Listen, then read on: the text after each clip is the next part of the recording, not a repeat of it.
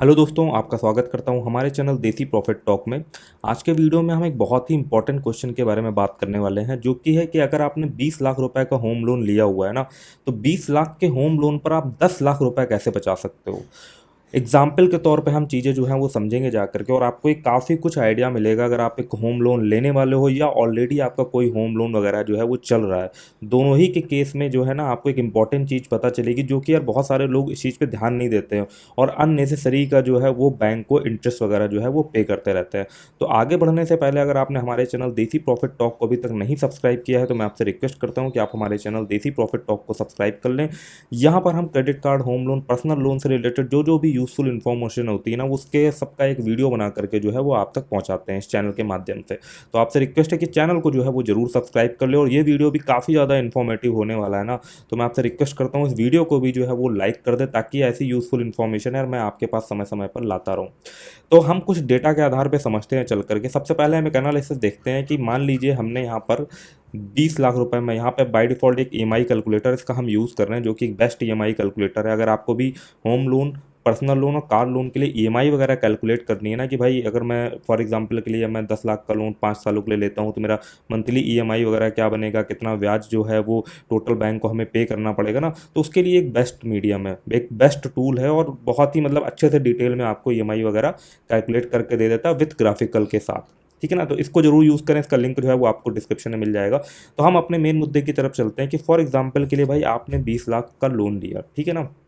Practical way में समझते हैं। 20 लाख का लोन लिया, हम मैक्सिमम टाइम पीरियड के लिए लेते हैं, क्योंकि जो होम लोन की मैक्सिमम अवधि होती है लेने की, वो होती है 30 साल के आसपास। तो इसमें हम जो इसको है वो 30 साल के लिए कर देते हैं। अब यहाँ पर आता है दूसरी चीज़, इंटरेस्ट रेट। तो एग्जाम्पल के तौर पे ना मैंने यहाँ पर कुछ डेटा बना लिया हुआ है, जैसे कि 20 लाख होम लोन, ठीक है ना, 30 सालों के लिए अगर लेते हैं, तो अभी अगर तो टॉप पॉपुलर बैंक की हम बात करें, state bank of India, HDFC, ICICI bank, तो इन सभी में जो रेट ऑफ इंटरेस्ट चल रहा है वो चल रहा है होम लोन का 6.70%, जो कि मिनिमम रेट ऑफ इंटरेस्ट है। ठीक है ना, मैक्सिमम जो है वो आपका 10 से 12% तक जा सकता है, depending on your credit score, CIBIL score. ठीक है ना, उसके हिसाब से वो जो है वो इंटरेस्ट रेट बढ़ भी सकता है, बट मिनिमम जो है ये चल रहा है, तो अभी हम मिनिमम ही लेकर के चलते हैं ना।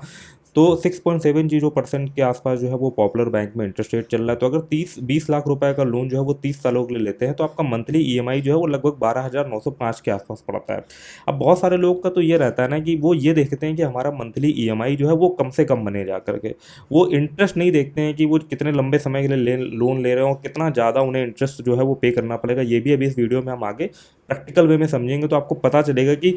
सिर्फ ड्यूरेशन कम करने से कितना ज़्यादा मेजर इफेक्ट पड़ता है, कितना ज़्यादा जो है वो आप जो अपना हार्ड अर्न मनी है ना, जो बैंक को आप एज अ ब्याज के तरीके देने वाले हो, वो आप सेव कर सकते हो। तो अगर हम यहाँ पे पहले ये देखें जाके कि 20 लाख का होम लोन अगर 30 साल के लिए चलता है, तो आप अलग अलग बैंकों के लिए देख सकते हो ईएमआई जो है वो काफ़ी कम बन करके आ रही है। 20 लाख का लोन है, 30 साल के लिए चल रहा है, 12,000 की ईएमआई बन करके आ रही है। ठीक है ना, लोग इसी चीज़ को फोकस करते हैं कि भाई हमारा ईएमआई जो है वो कम से कम बने जा करके। तो यहाँ पर आप स्क्रीन में देख सकते हो अलग अलग बैंकों के लिए अलग अलग ईएमआई जो है वो कैलकुलेट होकर के लिखी हुई है।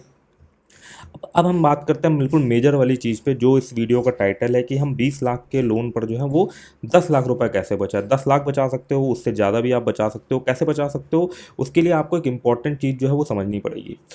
सबसे पहली चीज़, मैंने यहाँ पर डेटा डाल दिया, यहाँ पर भी हम इंटरेस्ट रेट को 6.70 जो है वो सेलेक्ट कर लेते हैं, और आप खुद भी इस ईएमआई कैलकुलेटर को जो है यूज़ करके ये चीज़ चेकआउट कर सकते हो कितना मेजर डिफरेंस जो है आएगा। अब हम प्रैक्टिकल वे में समझते हैं। यहाँ पर होम लोन जो है अमाउंट है वो 20 लाख पड़ा हुआ है, रेट ऑफ इंटरेस्ट जो है वो 6.70% है। ठीक है ना, और लोन का टेन्योर हमने भी मैक्सिमम पीरियड के लिए सेलेक्ट करा है 30 साल के लिए, क्योंकि भाई सबको चाहिए बिल्कुल उन्हें कम से कम ईएमआई पे करनी पड़े, बस उसके हिसाब से ही चलो अभी हम चल रहे हैं। तो अभी जो लोन का ईएमआई बन के आ रहा है वो आ रहा है 12,906 रुपए के आसपास। अब आप इसमें एक इंटरेस्ट देखो जाकर के कि अगर आप सिर्फ 20 लाख का लोन ले रहे हो ना 30 सालों के लिए, तो 30 सालों में आपका जो इंटरेस्ट बनेगा ना, वो आपने जो लोन लिया है ना होम लोन, उससे भी कहीं ज़्यादा बन रहा है। 20 लाख के लोन के लिए 30 साल पर आपका जो टोटल सिर्फ इंटरेस्ट, सिर्फ ब्याज ब्याज का पैसा बन रहा है, वो बन रहा है 26,46,000 के आसपास। ठीक है, तो टोटल आप बैंक को कितना देने वाले हो 30 साल में। एक तो जो आपने लोन लिया है वो अमाउंट तो आपको देना ही देना है, साथ में आपको ब्याज भी देना पड़ता है जो आप मंथली ईएमआई पे कर रहे हो। तो और आप ये सोच रहे थे कि हम तो यार बहुत कम मंथली ईएमआई पे कर रहे हैं,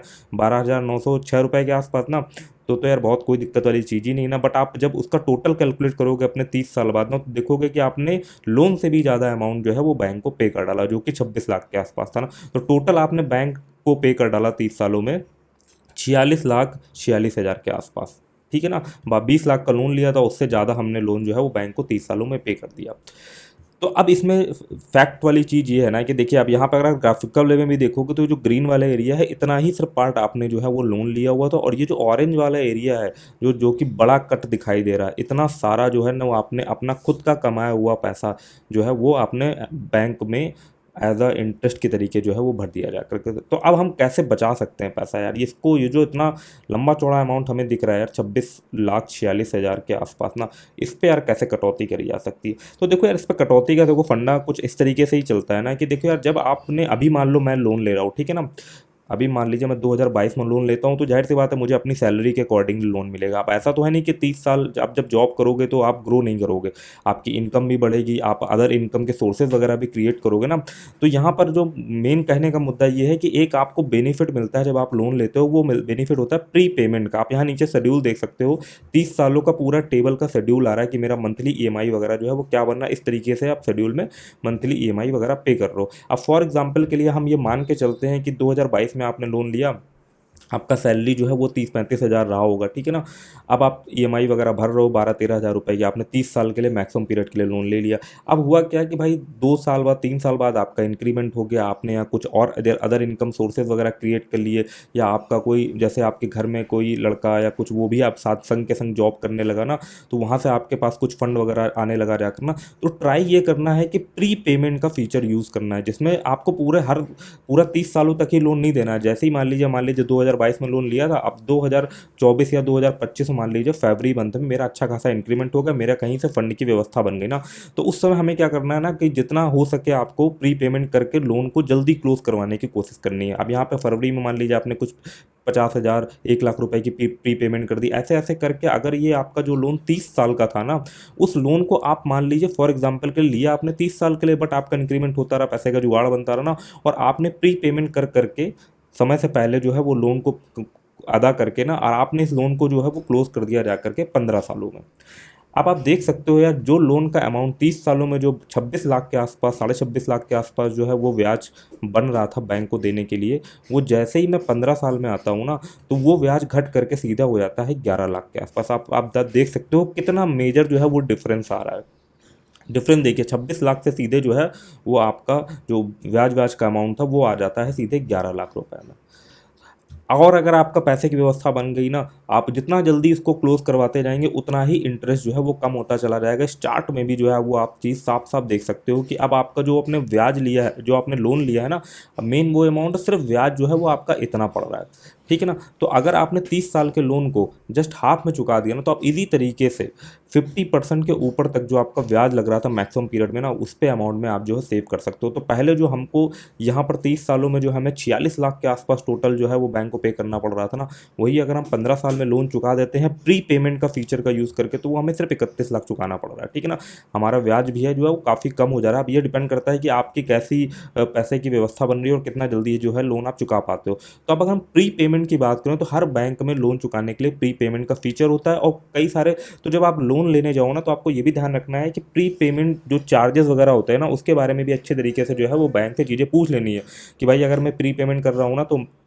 कोई ऐसा तो नहीं आप बहुत ज़्यादा चार्ज करो, क्योंकि कुछ कुछ बैंक क्या रहते हैं ना कि आप लोन अगर समय से पहले क्लोज करते हो ना, तो भाई बैंक का तो नुकसान हो रहा होता है भाई, क्योंकि यहाँ पर आप देख रहे थे ना, यहाँ तो आप तगड़ा पैसा दे रहे थे बैंक को एज इंटरेस्ट के तरीके ना। तो प्री पेमेंट में कुछ कुछ बैंक जो है वो प्री पेमेंट जो है वो प्री लोन, अगर आप उसको लोन को पहले समय से पहले चुका रहे हो ना, तो उसके कुछ जो है वो चार्जेस लेते हैं, ठीक है। और कई बैंक रहते हैं जो जिसमें क्या सरकारी बैंकों की अगर हम बात करें, एसबीआई वगैरह हो गया, बैंक ऑफ बड़ौदा हो गया, तो ये जनरली इनके यहाँ पे प्री लोन चुकाने के जो चार्जेस है वो यार नील ही रहते हैं। प्राइवेट बैंक जो है और खासकर जो छोटे मोटे बैंक है उनमें जो है वो प्री क्लोजर चार्जेस जो है वो आपसे लेते हैं, ठीक है ना। तो ये चीज़ें जो है वो लोन लेते समय पे ज़रूर आप टर्म्स एंड कंडीशन में चीज़ों को पढ़ लें कि अगर मैं समय से पहले लोन को चुका देता हूँ ना, तो मेरे को कितना चार्ज जो है वो एक्स्ट्रा देना पड़ेगा, ठीक है ना, क्योंकि उसमें आपको बेनिफिट बहुत ज़्यादा मेजर मिल रहा है ना। तो ये चीज़ जो है वो ज़रूर याद रखें जब भी आप होम लोन लेने जा रहे हो या किसी भी टाइप का लोन लेने जा रहे हो, ये हर जगह पे ये चीज़ जो है वो एप्लीकेबल होती है। तो आई होप आपको ये पॉइंट, ये यूज़फुल इन्फॉर्मेशन आपको समझ में आई होगी यार ना। और ये जरा जरा से जो चीज़ें होती हैं ना, जो हम शुरू में ध्यान नहीं देते लोन लेते टाइम पे ना, और हम सालों साल ईएमआई चुकाते रहते हैं, ये हमारा काफ़ी लंबा चौड़ा जो है वो नुकसान करती हैं जाके फ्यूचर में, आप कभी ग्रो नहीं कर पाते हो ना। तो इसलिए क्या है कि इन सब चीज़ों को भी अपने माइंड में रखना है, इसीलिए मैंने ये वीडियो बनाया हुआ था जो आपके लिए काफ़ी यूज़फुल रहेगा, हेल्पफुल रहेगा ना। और अगर आपको वीडियो पसंद आया हो तो वीडियो को ज़रूर लाइक करें, हमें मोटिवेट करें, ताकि ताकि ऐसे यूज़फुल इन्फॉर्मेशन जो है ना वो समय समय पर हम जो है वो आपके लिए लाते हैं। चैनल को सब्सक्राइब करना जो है वो ना भूलें, ठीक है ना। चलिए फिर मिलते हैं किसी और यार इन्फॉर्मेटिव वीडियो में, तब तक के लिए धन्यवाद। जय हिंद, जय भारत।